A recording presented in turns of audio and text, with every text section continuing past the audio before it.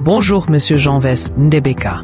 Merci d'avoir accepté notre invitation. Pour commencer, pouvez-vous nous dire ce qu'est Lobinabiso? Lobinabiso, c'est une association centrée sur l'humain. Notre créneau, c'est sur la prévention et l'urgence sociale. En quelque sorte, on s'attaque aux racines avant que le problème n'émane, donc on fait la prévention. Vous parlez souvent d'appel à l'engagement.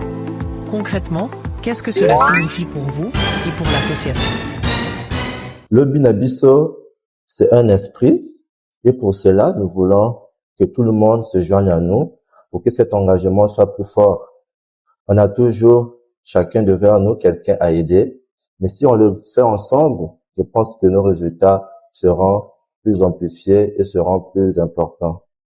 La vulnérabilité ne fait que s'étendre en République du Congo, mais la façon de s'y prendre, la façon de s'y faire face est un peu disparate. Alors, en nous mettant en symbiose, en nous mettant en groupe, je pense que nous pouvons résoudre, ne fût-ce que peu, ce fléau qui continue de gangréner notre société. C'est pour ça que je lance un appel à l'engagement à tout jeune. Il suffit pas d'avoir l'argent, il suffit pas d'avoir des choses extraordinaires, mais de donner de son temps et puis ensemble, on va voir, bon, un tel, qu'est-ce que tu peux faire, un tel, qu'est-ce que tu peux faire, et puis ensemble, voir dans quelle mesure on peut accompagner ceux qui sont réellement dans le besoin. Lobinabiso s'illustre par plusieurs actions en faveur des plus démunis. Selon vous, pourquoi est-il important d'être solidaire des personnes vulnérables aujourd'hui? Comme disait un grand sage, on peut toujours apporter de l'aide à un plus petit que soi.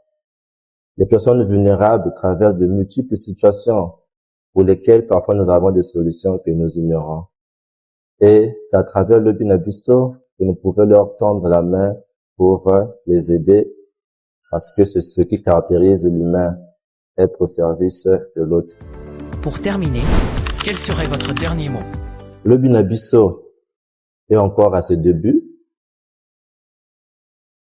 Les moyens ne sont pas encore conséquents par rapport à la pluralité des problématiques que nous identifions, par rapport à la grandeur de la vulnérabilité en République du Congo. C'est pour cela que nous lançons un appel à tout organisme, à toute personne de nous soutenir pour que cette œuvre continue. Je vous remercie.